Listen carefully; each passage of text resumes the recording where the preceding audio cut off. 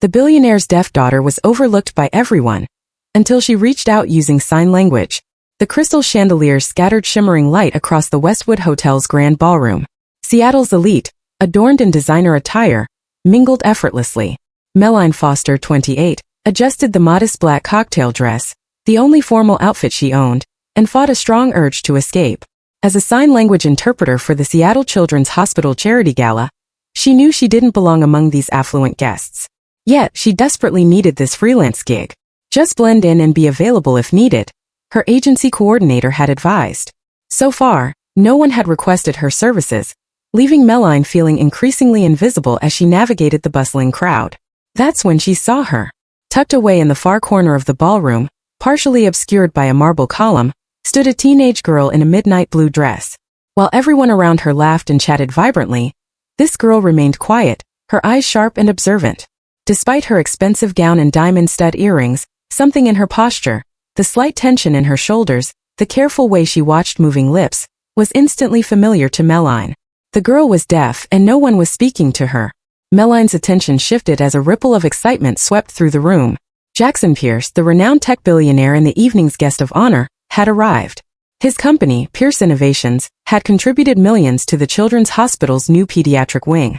Cameras flashed as he entered, a tall man with distinguished salt and pepper hair and an undeniable presence. People gravitated toward him like moths to a flame, eager to bask in his spotlight. "Mr. Pierce, over here!" Photographers and reporters called out, while wealthy donors jockeyed to shake his hand.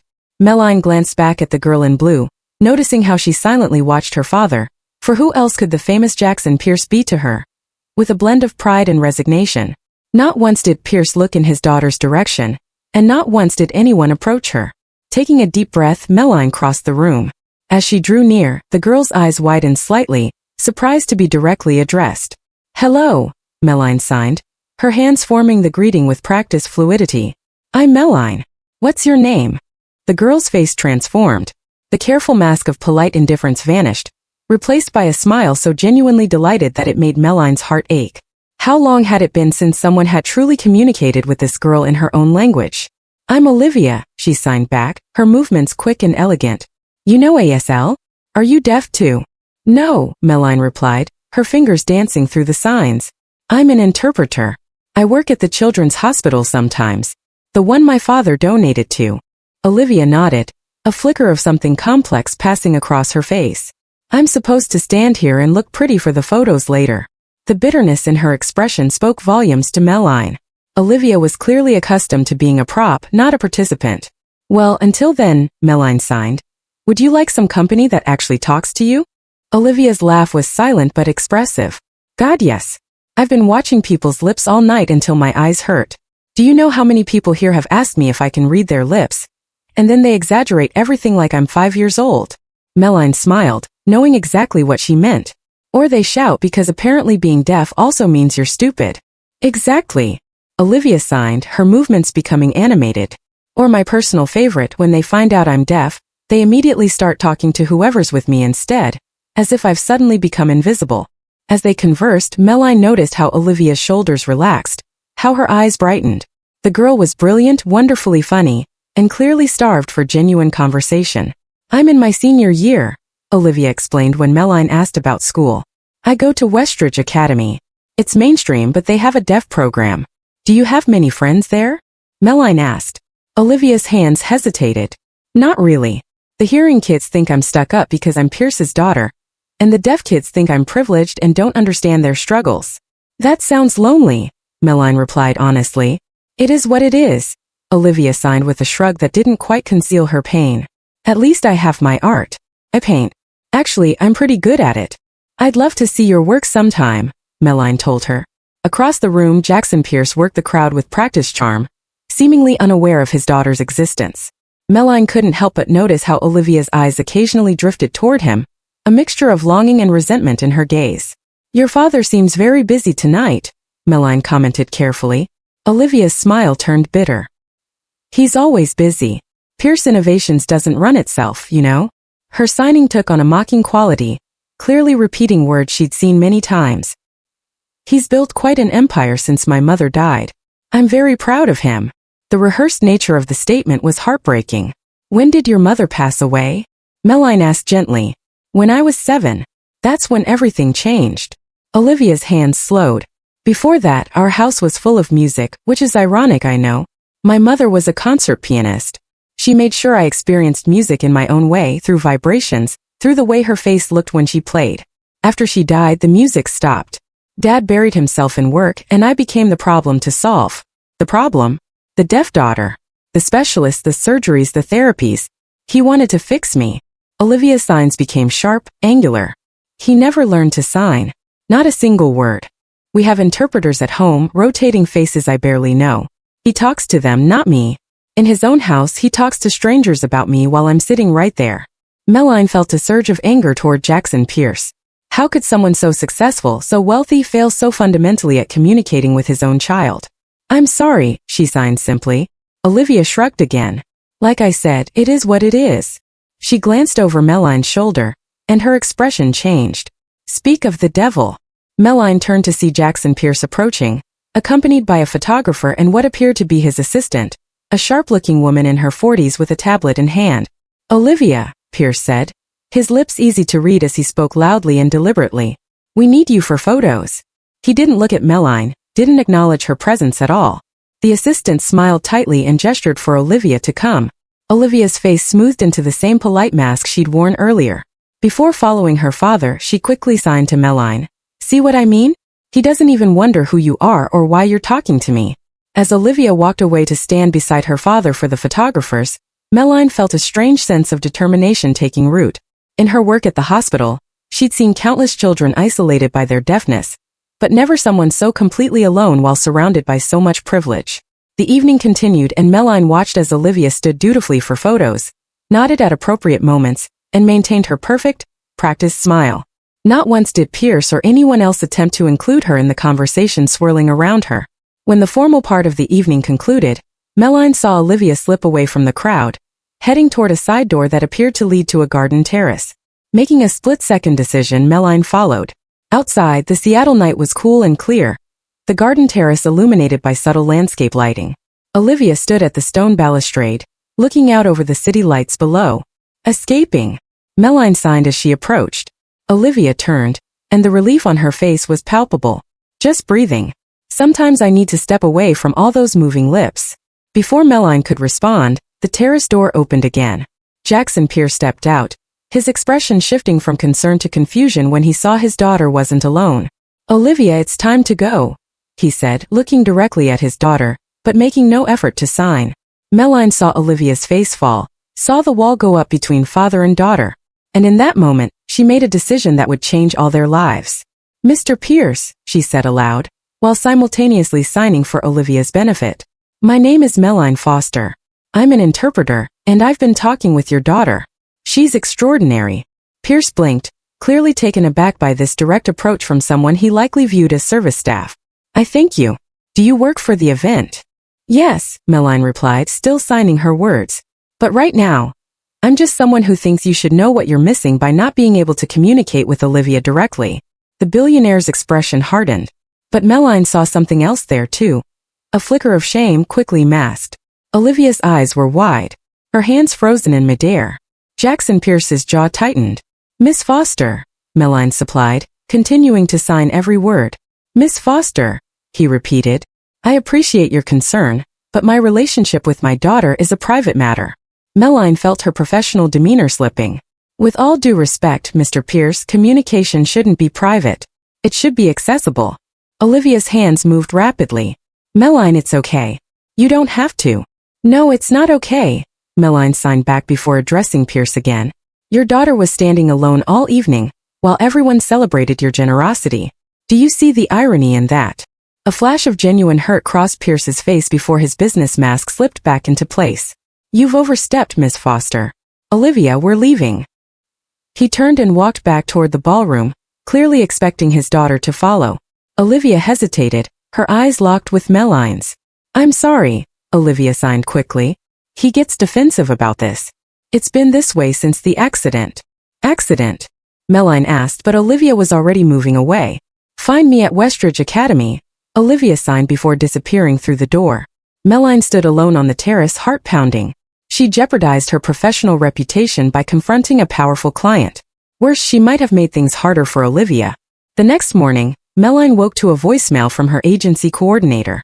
"Meline, call me back immediately. There's been a complaint about your conduct at the gala last night." Her stomach dropped. This was exactly what she'd feared. With her apartment rent already 2 weeks overdue and student loans piling up, she couldn't afford to lose clients.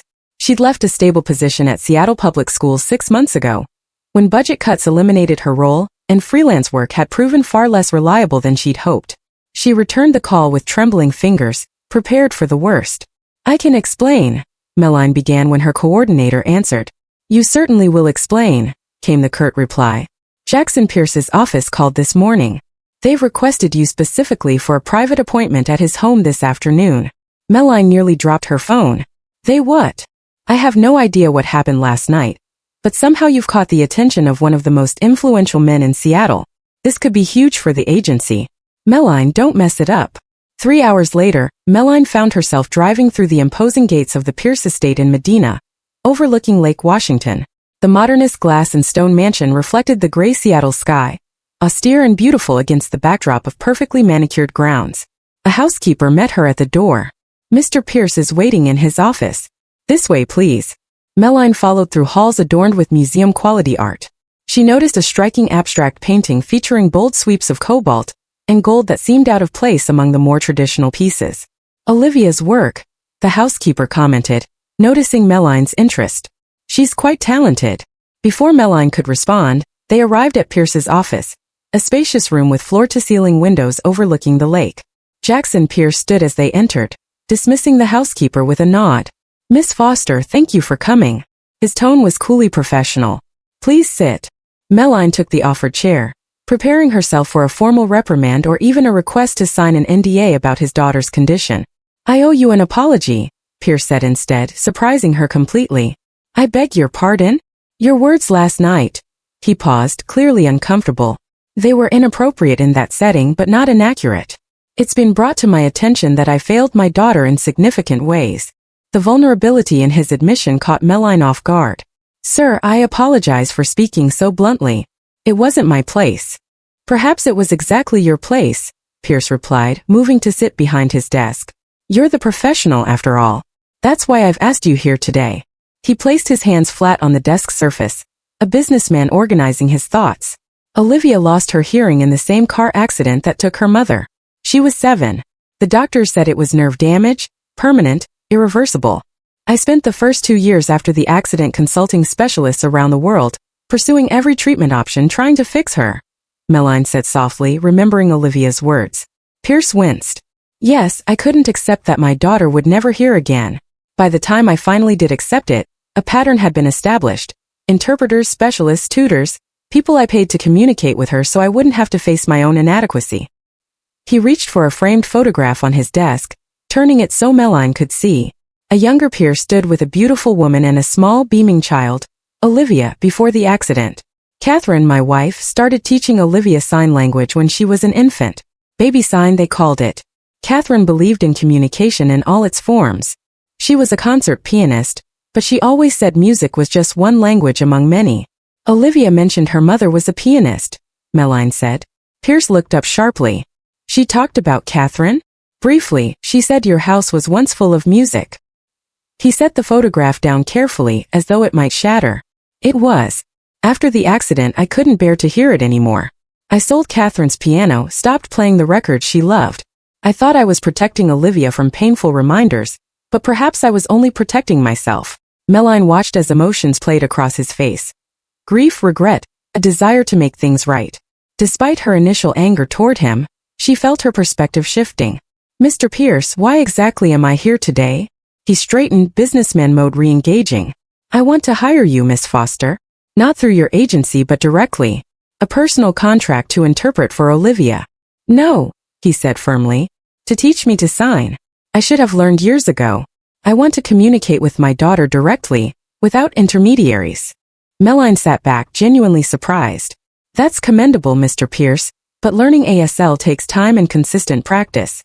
It's not something you can accomplish in a few sessions." "I'm aware. I'm prepared to commit to regular lessons over the next year at minimum. Twice weekly, More if my schedule allows. He named a figure for her compensation that made Meline's eyes widen. Would that arrangement interest you? It would solve her financial problems overnight. But money wasn't her primary concern. Before I answer, may I ask why now? What changed? Pierce's expression softened almost imperceptibly. Last night, I watched my daughter's face when you spoke to her in sign. I realized I haven't seen her look that alive in years. Then this morning, she left this on my desk. He handed Meline a folded piece of paper. Inside was a handwritten note. Dad, I know you're angry about what happened with the interpreter last night, but for 10 minutes someone saw me, not Pierce's deaf daughter. If you really want to honor Mom's memory with your hospital donations, remember what she always said. True healing begins with being heard. I haven't been heard in a long time. Olivia. Meline carefully refolded the note, her throat tight with emotion. I've spent years throwing money at my daughter's deafness, Pierce said quietly. Building deaf education wings, funding research, donating to organizations, all while failing to make the one investment that truly mattered. It's not too late, Meline said. Olivia is still young. She leaves for college next year. Harvard has already accepted her early decision. Pride flickered across his face. I have a limited window to repair what I've broken. Meline considered her response carefully. Mr. Pierce, I'd be happy to teach you ASL, but I need to be clear about something. This won't be a quick fix. Learning to sign is one thing. Rebuilding your relationship with Olivia is another. I understand. He rose from his desk. I'm prepared to do whatever it takes. Now there's someone else who would like to speak with you. As if on cue, the office door opened and Olivia entered. Seeing Meline, she broke into a genuine smile. You came, she signed.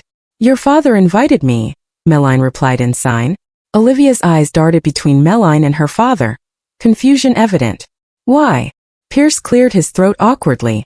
I'll let Miss Foster explain. I have a conference call in 5 minutes. He paused at the door, looking back at his daughter. Olivia, we'll talk later. After he left, Olivia's hands moved rapidly. What's happening? Am I in trouble for what happened last night? Neither of us is in trouble, Meline assured her. Your father has hired me to teach him ASL. Olivia's hands froze mid-sign. Her expression one of complete disbelief. My father learning to sign? You're joking. I'm not. He seems very determined. Olivia sank into the chair her father had vacated, her face a complex mixture of hope and skepticism. He won't stick with it. He never does with anything involving my deafness. Maybe this time will be different, Meline suggested gently. Why would it be? Olivia's signs were sharp, revealing years of disappointment. Because this time he's not trying to fix you. He's trying to fix himself. 3 weeks later, Meline sat across from Jackson Pierce in his home study, watching him struggle through fingerspelling. His fingers laboriously formed each letter. Good. Meline signed and spoke simultaneously, her standard teaching method. But remember, there's a specific sign for meeting. That would be faster than spelling it out. Pierce frowned in concentration as he attempted the sign, his frustration evident when his fingers wouldn't cooperate. This is impossible, he muttered, dropping his hands. I'm too old to learn a new language.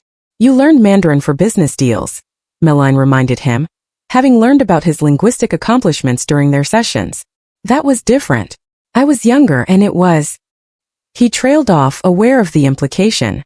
More important, Meline supplied, keeping her tone neutral. Pierce had the grace to look ashamed. I was going to say easier, but you're right to call me out. Over these weeks, Meline had discovered that beneath his imposing exterior, Jackson Pierce was a complex man. Brilliant in business but emotionally stunted by grief. Capable of tremendous focus, yet blind to what was right in front of him. Let's try a different approach, Meline suggested. Instead of business vocabulary, let's practice something you might actually want to say to Olivia. Pierce looked uncomfortable. Such as, how about, I'm proud of you.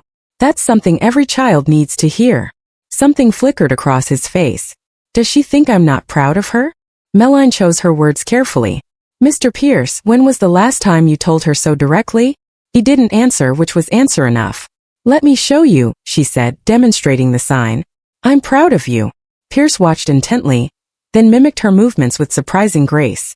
For all his complaints, he was actually progressing faster than most adult learners. Perfect, Meline encouraged.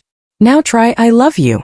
The simple hand sign, pinky, index finger and thumb extended, seemed to overwhelm him. After attempting it, he abruptly stood and walked to the window. Mr. Pierce. But I haven't said those words to Olivia since Catherine died, he admitted, his back to Meline. Not aloud and certainly not in sign. Why not? He turned, his composure slipping. Because every time I look at her I see Catherine. I see what we lost. What I failed to protect. Understanding dawned on Meline. The accident. You were driving. Pierce nodded once sharply.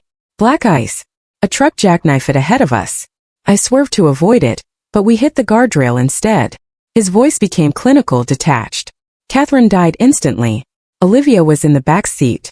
The impact caused trauma to her auditory nerves. When she woke up in the hospital, she couldn't hear anything. That wasn't your fault, Meline said gently. Tell that to my 7-year-old daughter who woke up in a silent world without her mother. Bitterness etched his words. For months after, she would scream at night. Horrible raw sounds. She couldn't hear herself. I couldn't comfort her. The only thing that calmed her was drawing. She'd draw for hours, these chaotic dark pictures that her therapist said expressed her trauma. And now she's an artist, Meline observed. A talented one, Pierce agreed, a hint of pride breaking through. She's been accepted to Harvard's visual arts program. Catherine would have been. His voice caught. Catherine would have been so proud. The lesson continued, but Meline's mind kept returning to what Pierce had revealed. The accident explained so much about their broken relationship. His guilt, his emotional withdrawal, his desperate attempts to fix Olivia's deafness while avoiding the deeper wound between them. Later that afternoon, Meline met Olivia at a coffee shop near Westridge Academy. These meetings had become regular occurrences, initially focused on discussing Pierce's progress with ASL, but evolving into genuine friendship. So, Olivia signed after they settled with their drinks. How's my father doing? Still terrible. Actually, he's improving, Meline replied truthfully. He's more dedicated than you might think. Olivia rolled her eyes. He approaches everything like a business acquisition. Study it, master it, move on to the next challenge. Is that so bad if it means he's learning to communicate with you? I'll believe it when I see it, Olivia signed. But Meline noticed the hope hiding behind her skepticism. He told me about the accident today, Meline revealed carefully. Olivia's hand stilled. He never talks about that. I think he carries a lot of guilt. He should, Olivia signed, her movements suddenly sharp. Not for the accident, that wasn't his fault, but for what came after. For disappearing when I needed him most. What do you mean? Olivia sighed, her fingers dancing through a complex series of signs that revealed more emotion than her carefully controlled face. After Mom died, Dad sent me to specialized boarding schools for the deaf. He visited on designated parents' weekends, always with an interpreter. We became strangers to each other. When I finally came home for good at 15, it was like moving in with a polite acquaintance, not my father. Meline felt her heart ache for both Pierces. A father and daughter separated not just by deafness, but by shared grief they couldn't express to each other. You never told me why you left your school job, Olivia signed, clearly wanting to change the subject. Meline hesitated before answering honestly. Budget cuts were the official reason, but the truth is I was becoming too personally involved with the deaf students. My supervisor said I needed better professional boundaries. Olivia's expression was curious. What does that mean? It means I did things like drive deaf kids home when their parents forgot them, or advocate too aggressively for resources the school claimed they couldn't afford. Meline shrugged. Maybe they were right. I've never been good at emotional distance. Is that why you confronted my father at the gala? Probably, Meline admitted. It wasn't very professional. It was exactly what I needed, Olivia countered. Even if nothing changes with my father, you saw me. That matters. Their conversation shifted to Olivia's art portfolio and her upcoming senior showcase. As they talked, Meline couldn't help noticing how Olivia lit up when discussing her work, the same passionate intensity she glimpsed in Pierce when he spoke about his company. You should come to my showcase next Friday, Olivia signed. It's at the school gallery. I'd love to, Meline replied. Will your father be there? Olivia's expression clouded. He's been invited. He always makes an appearance at school events. Donations to make, hands to shake.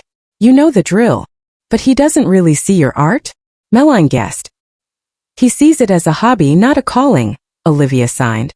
He thinks Harvard's business school would be more practical than the visual arts program. Have you told him how important art is to you? How? We barely communicate about what time dinner is served. You could show him, Meline suggested. Your art speaks volumes, Olivia. Maybe it could bridge the gap words haven't. The following Friday, Meline arrived at Westridge Academy's gallery 30 minutes before the showcase was scheduled to begin. The space was already buzzing with activity as students made final adjustments to their displays. Olivia spotted her immediately and waved her over to a stunning collection of canvases, dominating the gallery's center wall. Meline's breath caught as she took in the series, abstract compositions that somehow conveyed profound emotion through color and movement. Olivia, these are incredible, she signed truthfully. The centerpiece was particularly arresting. A large canvas divided into two sections. The left side depicted chaotic darkness slashed with red and black, while the right side showed a gradual emergence of blues and golds, a sense of order evolving from chaos. The title card read simply, After Silence. It's about the accident, Olivia signed, watching Meline's reaction carefully. The moment everything changed. Meline noticed something she hadn't seen initially. Embedded in the chaotic section were barely discernible words painted in various scripts, while the ordered side contained what appeared to be hands forming sign language. The words are things I remember hearing before I lost my hearing, Olivia explained. My mother's voice, music, laughter. The signs are the new language I had to learn. Before Meline could respond, a murmur passed through the gallery. Jackson Pierce had arrived, impeccably dressed in a tailored suit, his presence commanding immediate attention. The school's headmaster hurried to greet him, leading him on what appeared to be a predetermined tour of selected student works. Olivia's face fell slightly. See? Always the benefactor, never the father. But as the headmaster attempted to guide Pierce toward a different section, something unexpected happened.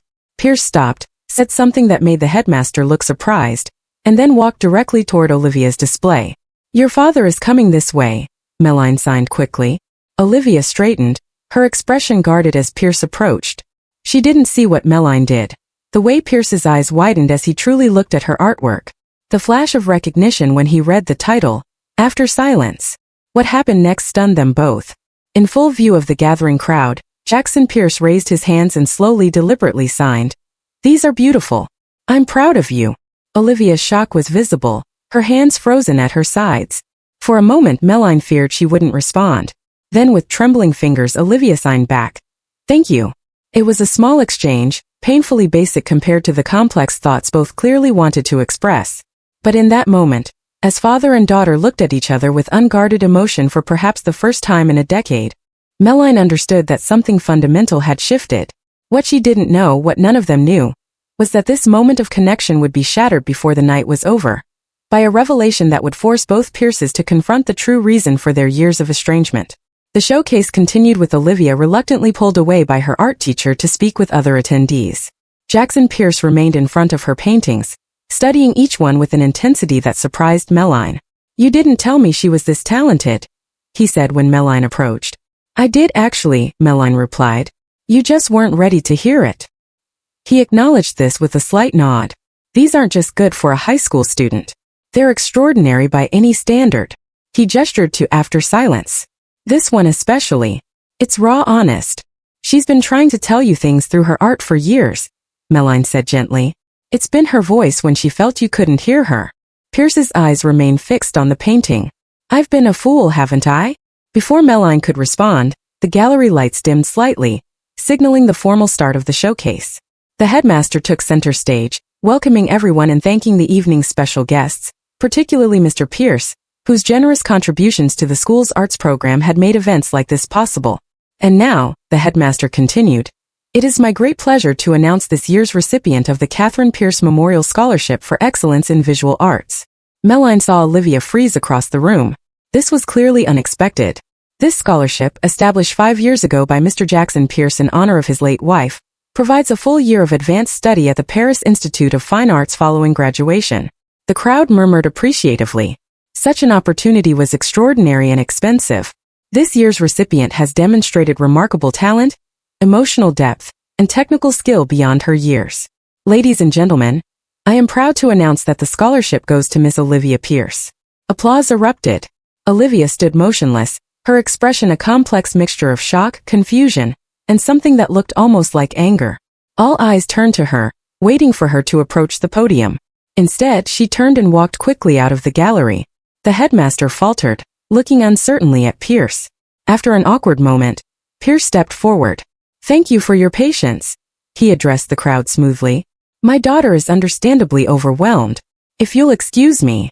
He followed Olivia's path out of the gallery, leaving confused whispers in his wake. Meline hesitated only a moment before going after them both. She found them in an empty classroom down the hall. Olivia's hands were flying in rapid, furious signs that Meline knew Pierce couldn't possibly follow at his beginner's level. How could you? Olivia was signing.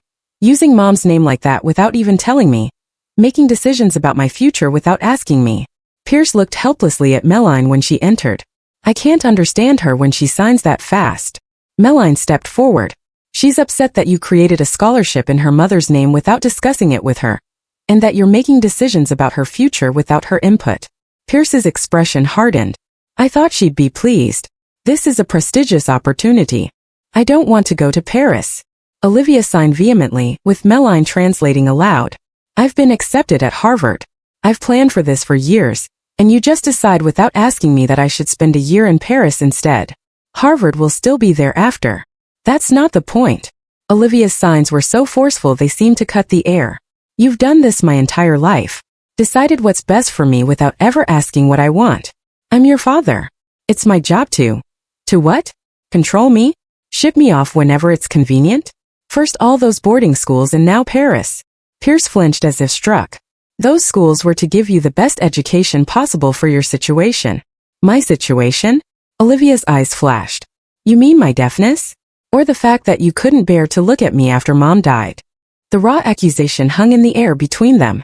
That's not true, Pierce said, his voice hollow. Isn't it? You sent me away for 9 years, Dad. 9 years. You visited on parents' weekends with your interpreters and your 4 smiles. And then you disappear again. Do you know what that felt like? To be 7 years old, suddenly deaf, my mother dead, and then abandoned by my father, too. Meline translated faithfully, her heart aching for them both. I was trying to protect you, Pierce said, his composure cracking. I thought those specialized schools would give you what I couldn't. What couldn't you give me? Olivia demanded through Meline's translation. Understanding. Pierce's control finally broke. I couldn't understand what you were going through, Olivia. I couldn't help you.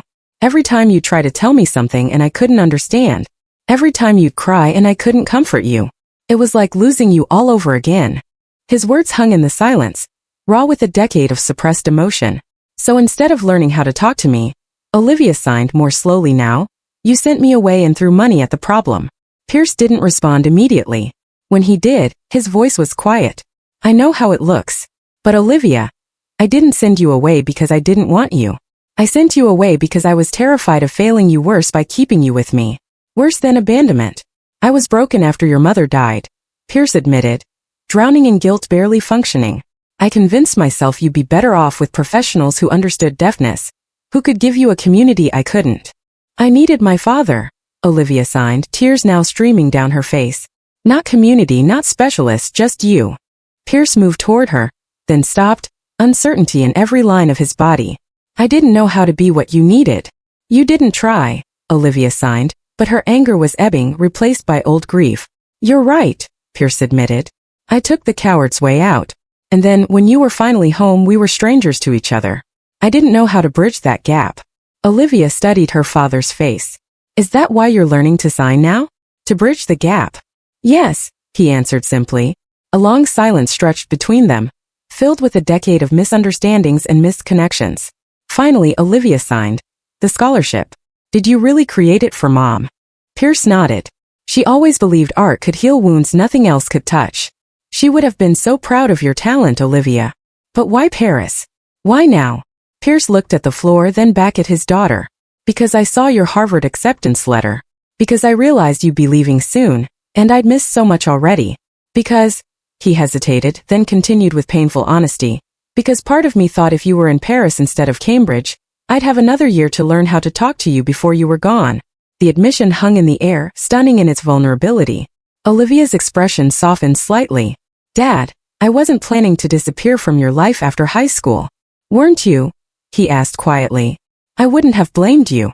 Meline watched as understanding passed between father and daughter, perhaps the first real understanding they'd shared in years. I don't want to go to Paris, Olivia signed again, but gently now. Harvard has been my dream. Pierce nodded slowly. Then Harvard it is. The scholarship can go to another student. But, Olivia continued, maybe we could go to Paris together sometime. Mom always wanted to take me there. Pierce's eyes widened in surprise, then filled with emotion he couldn't quite contain. I'd like that very much. Hesitantly, he raised his hands and signed slowly but correctly. I'm sorry I failed you. I love you, Olivia. Tears spilled down Olivia's cheeks as she watched her father's hands form the words she'd waited so long to see. She stepped forward and wrapped her arms around him in a fierce embrace. Pierce held her tightly, his own eyes closed against tears. Over Olivia's shoulder he mouthed thank you to Meline. Meline slipped quietly from the room, giving father and daughter the privacy they deserved. As she walked back toward the gallery, she felt a deep sense of satisfaction, knowing she had played a small part in healing a wound that had festered for too long. 6 months later, Meline sat in the audience at Westridge Academy's graduation ceremony. As valedictorian, Olivia delivered her address in sign language, with a professional interpreter voicing her words for the hearing audience. From her seat, Meline could see Jackson Pierce in the front row, watching his daughter with undisguised pride. Olivia's speech was eloquent and moving, touching on themes of communication, connection, and the courage to bridge divides. But it was her closing words that brought tears to Meline's eyes. In a world that often values only what can be heard, Olivia signed, I've learned that the most important conversations happen in silence, in the space between words, in art, in gestures of love that transcend language. My journey from silence to expression wouldn't have been possible without two people. My mother, who taught me that music exists even for those who can't hear it, and my father, who learned that love doesn't always need sound to be understood. After the ceremony, amid the crowd of celebrating families, Meline found herself face to face with both Pierces. We have something to show you, Olivia signed excitedly. She nodded to her father, who pulled out his phone and opened a photo gallery. The images showed a spacious studio filled with natural light, art supplies, and several easels. We've converted the East Wing sunroom into Olivia's studio, Pierce explained. She'll use it when she's home from Harvard. It's beautiful, Meline said sincerely. And that's not all, Olivia signed. Tell her, Dad. Pierce smiled, a genuine smile that transformed his usually serious face. I've established a foundation in Catherine's name, the Pierce Foundation for Deaf Education and the Arts. We'll be funding art therapy programs, sign language education, and scholarships for deaf students. And, Olivia added proudly, all foundation staff will be required to learn ASL, no exceptions. That's wonderful, Meline said. Both of you must be very proud. We are, Pierce replied, his hands forming the sign simultaneously with his words. Still basic but much more fluid than before. And we'd like you to be part of it, Meline. As our program director, if you're interested. Meline stared at them in shock. Program director? Me. Who better? Olivia signed. You're the one who taught us that communication isn't just about words.